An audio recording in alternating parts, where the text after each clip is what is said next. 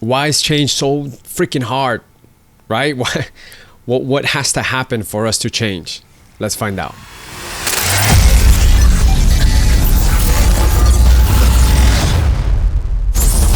Hey everybody, and welcome to Optimal Achiever. My name is Mike, and today we're going to talk about the 3 ways that change actually happens, right? Where you fundamentally and permanently change to become someone different.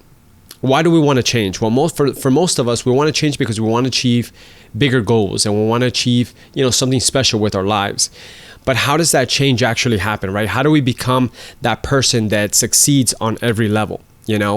When we come into this world, we come as a blank canvas, right? And when we come into this world, not to get very sciencey here, but we come at the way our brain operates is at a low brain frequency.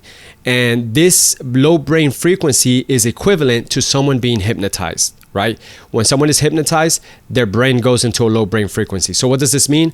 This means that at an early age, when we come into this world and we're a blank canvas, we're basically hypnotized, and we're accepting any suggestion that life is giving us. Any life experience, that we're experiencing is kind of becomes our map, our frame of reference. It becomes our world, our reality, right? We start to learn from our parents and and the people we're surrounded with and the experiences that happen and the situation, the circumstances, and that becomes our frame of reference.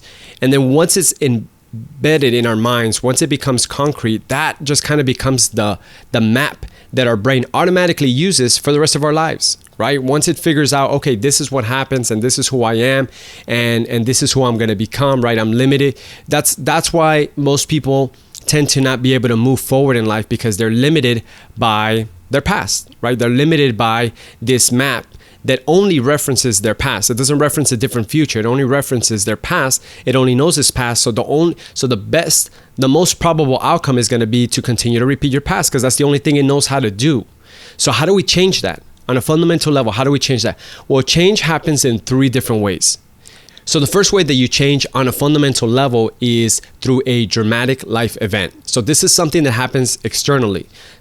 This could be like a tragic accident, where it leaves someone paralyzed, or a diagnosis of a disease, or something that really changes your normal, right? Your normal circumstances. You operate every day doing the same thing over and over again. You wake up on the same side of the bed. You go to work. You drive. You kind of have this routine, and you do it every single day.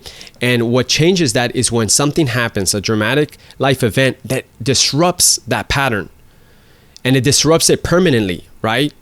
You lose an arm. They have to amputate an arm. What happens? You have to adjust. Maybe you survived a really severe hurricane or a natural disaster, right? Or let's say you lose your job, and then all of a sudden you're trying to apply for a new job and nobody's giving you a job, and all of a sudden you have to figure out new things. You have to figure out new ways, and through that maybe you become a new person, because you start learning how to fight and how to become resourceful. These life events are just something that changes and disrupts your normal patterns.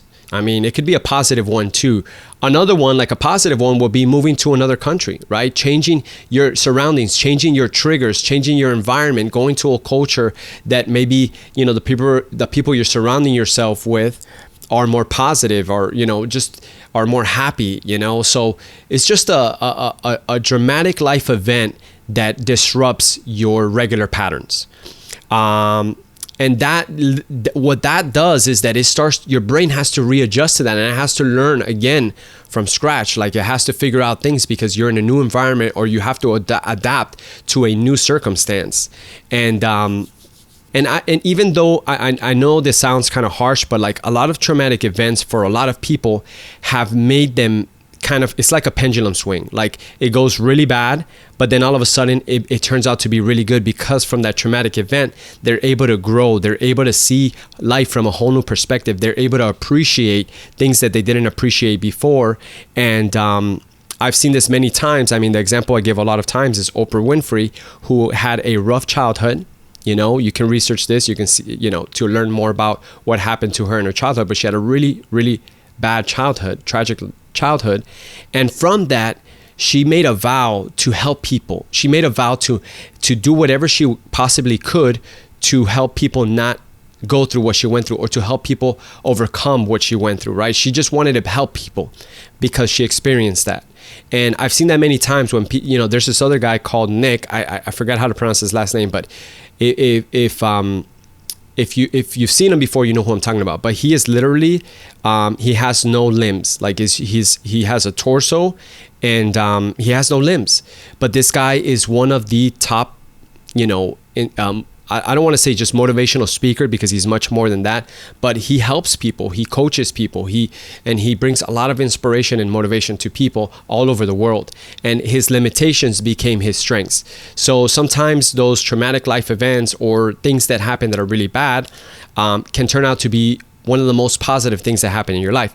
But the first way that you, right, this first way that you change this traumatic life event or dramatic life event is out of your control. So I don't want you to focus there, because it's just something that happens. It's not something that you choose. I mean, unless you decide to move away and go to a different country, and maybe you make a big decision to kind of do something like that.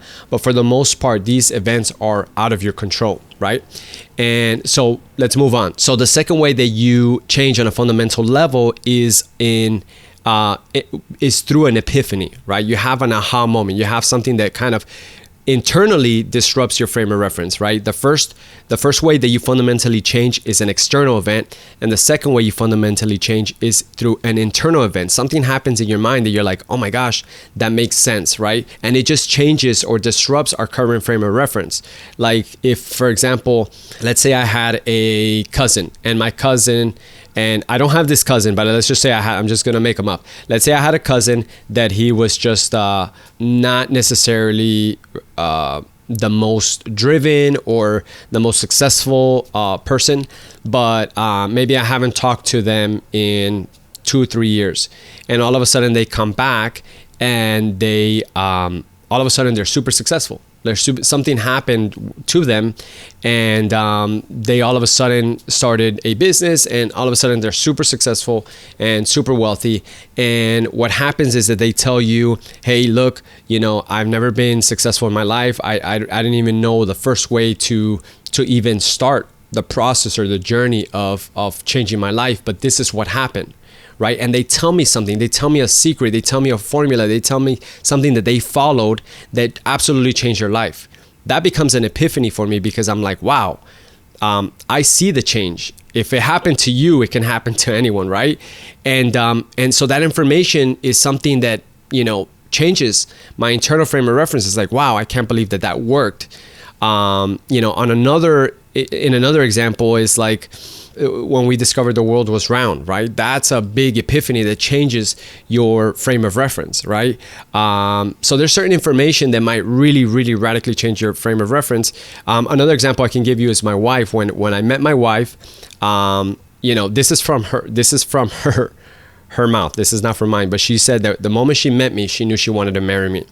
And as we were kind of, beginning our friendship and getting into the dating, that whole part of the process, I told her, I said, I will not marry a person that smokes cigarettes. And even though this is a shock to many people, my wife smoked cigarettes when I met her.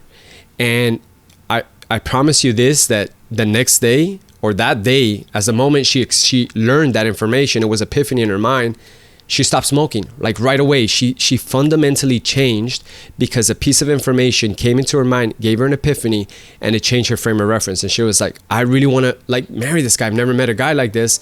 And he would not accept smoking. So she quit on a dime. And just imagine what would happen if aliens were to come and visit, right? That's going to change our frame of reference. If we discover the fountain of youth and we can extend life 100 years, 200, 500 years, that changes our frame of reference, right? That changes the way we operate, because it just creates a whole new reality, a whole new way of life that we never knew. So that changes it. But again, just like the first one, this one is out of our control, right? It's not something that we just say, hey, brain, make this an epiphany. It just happens to happen, and the way our brain interprets it is like, wow, that's different. It makes a connection in your mind that you're like, wow, that makes a lot of sense. So that second way that we fundamentally change this epiphany is, again, out of our control, and that's why I don't spend time focusing on this. So the first one is external, the second one is internal through an epiphany, but these are out of our control. The third way that we change, and this is the way that I want you to focus on because this is the way that we have control over, it's through these two critical elements. So the first one is repetition, right? If we repeatedly do something outside of our frame of reference, it's going to start to change us at a core level. So what do I mean by this? I believe, as you know, this channel is all about entrepreneurship, and the reason why is one of the main reasons why I love entrepreneurship is because it stretches me outside of my comfort zone. So because I'm doing this on an ongoing basis, right? Like doing a YouTube channel, this is not the easiest thing in the world. At the beginning, it was hard for me to get on camera, and it takes practice. It takes me stretching myself and getting out of my comfort zone. This starts to change your beliefs about yourself, your identity, who you are, and you start to operate from a place of power, and this happens through repetition. I mean, it happens to any athlete, any Olympian that is just trying to become the best, right? It's repetition, it's practice. But this has to be pushing yourself and stretching yourself outside of your comfort zone over and over and over again. It's not something that happens overnight, and that's why most people don't change, because it takes work. It does take work, but that's one of the first critical elements is repetition. And I would say that this has to happen in both internal and external. So what I mean, internally, you want to start to create in your mind a vision of something different, right? You have to start in your mind to visualize a new future. Right? That's not your past. If you're always focusing on your past and what happened in the past, you're going to repeat it. But as you start to think about a new future and you really start to convince your brain that it's happening, that it's real, right? And the way you do that is you visualize and you start to put yourself in that moment, and you really start to feel the emotions that you would feel if you had accomplished that outcome. Your brain is going to start to believe it. And how do we know this? Well, scientists did a study basically with people I think it was like playing a piano, and they were seeing what parts of their brain light up, right? And then they did the same exam or the same test on the same people, but this time they weren't actually playing on a piano. They said just to visualize it. And when people were visualizing it, it was literally lighting up the same part of the brain, meaning that the brain did not know the difference. Did not know the difference of if it was real or if it was imagined. It was just lighting up the same part of the brains. The same connections were happening. So and they studied this a lot, that our imagination and our visualizations, our brain doesn't. It's kind of like a dream. Sometimes when you're in a dream, it's a dream, but sometimes you're in a dream and you don't know it's a dream until you wake up and you're like, wow, that felt real. And our brain doesn't know the difference. So the more time that we spend in our minds visualizing this new future and really feeling it, that's one way that we can repeatedly operate outside of this frame of reference, right? In a new, created, beautiful, the ideal outcome that we want. If we start to, imagine this over and over and over again, that's one part of the process. The second is externally, which is just like I said, if you're an entrepreneur and you're always pushing yourself outside your comfort zone, maybe you start sales, and sales pushes you out of your comfort zone because now you got to sell to people, you got to talk to people.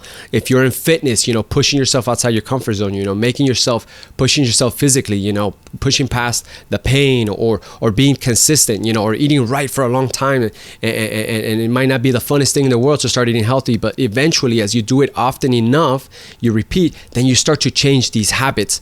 On a fundamental level, you start to change your patterns, and these patterns start to create new results, and these new results starts to create new beliefs in your life, and that's how you fundamentally start to change. You start to adopt new beliefs, and eventually the beautiful thing that happens is that you start to change your identity. Like I mentioned before, the more you do something over and over again, if you all of a sudden maybe you're a little bit overweight, or maybe you're obese, and for a long time that's who you see yourself as. But let's say you start to repeatedly, consistently you commit to a life transformation, to, working out. And all of a sudden, you do that for 1 year, 2 year, 3 year, 4 year, 5 years, and you've lost all the weight. You're in great shape.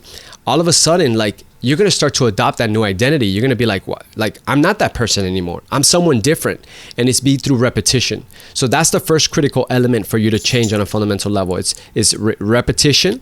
And then the second one is, which it goes along the lines with it, but it's proof, right? So as we do things over and over and over again, it's little by little, it's going to start to create new outcomes, new results. And that proof is all we need. It's like, wow. You know, like this last example that I said, if you were out of shape and all of a sudden you're in shape and you've been in shape for a year, 2 years, 3 years, 4 years, you have the proof. The proof is there. Like, I could be this person. I am this person. I'm already doing it. I've been doing it. So I am a new person.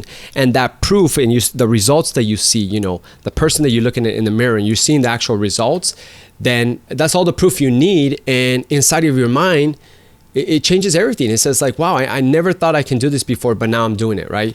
When it comes to business, you know, sometimes you don't believe that you're the type of person that could succeed in business, but all it takes is, you know, a small win and you made some money, and then another small win, you made some money, and then you reinvest that money and you make some more money. And that proof makes the proof, right, excites you and makes you want to invest more into it. So it creates this cycle of change, right? Because then now the little bit of proof makes you want to commit more. And as you commit more, again, repetition, the more habits you're going to build. And the habits are going to make you do the behaviors. They're going to continue to give you more proof and more results. And little by little, that cycle continues to go and go and go, and this starts to nudge your beliefs, and as you start nudging your beliefs, the cycle starts going faster and faster and faster.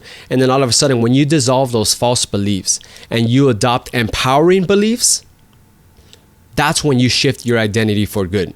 And when you shift your identity, that is the thing that governs your life is what's known as your subconscious programming, which is your habits, which is your beliefs and your identity. And the strongest one out of all of those is your identity. So once you shift your identity, now everything starts to operate from a whole new frame of reference, from this new person. So you start to adopt new habits and new beliefs and new behaviors. And that's when everything changes. So guys, those are the 3 ways that you change. One is an external event out of your control. Second one is an internal epiphany. And again, this is out of your control. And the third one is totally in your control. It does take work, but it is possible. We've seen it time and time again. It's called the overnight success. If you ever seen the overnight success, it took them 10 years, 20 years of repetition, of proof over and over and over again until they had their breakthrough. That breakthrough is when everything changed on a very fundamental level. You can change. You just got to commit. All right, guys, I hope you enjoyed this episode.